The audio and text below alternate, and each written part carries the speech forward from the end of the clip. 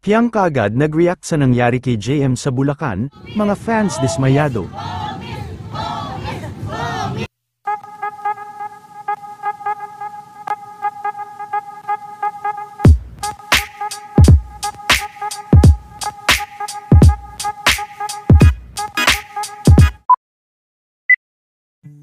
Sa naganap na event kanina ni Mr. JM Ibarra sa Bulacan, ay marami nga ang nag-react sa naging pagtrata umano kay JM nang kumuha sa kanyang bilang guest artist.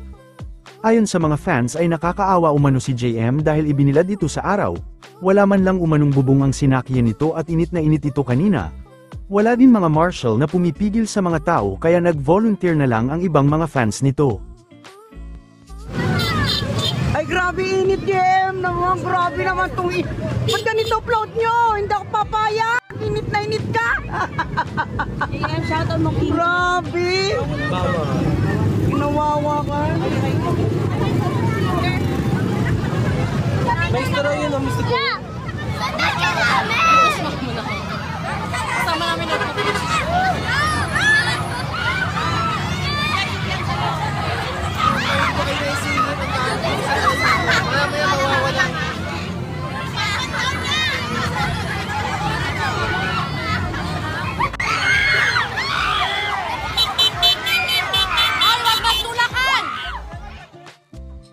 Habang nasa Bulacan si JM ay may event naman si Piang sa Kabangkalan Festival, nag-react din ito sa nangyari kay JM sa Bulacan.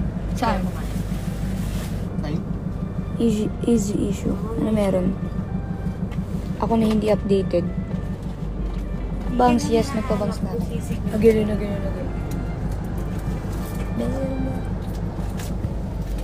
Miss Marindo, dito na lang kami mag-breakfast po. Asan si JM? Nasa, nakalu.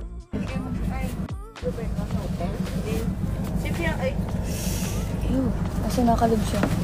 walang kutsa. Dito ako ngayon sa Ayun na, ito. Kabangkalan, Negros Occidental. Kaya nagsiserve ng... Kaya nga, nakabilib sa araw. Okay lang yan. Okay pa din siya. Gwapo pa din naman yun.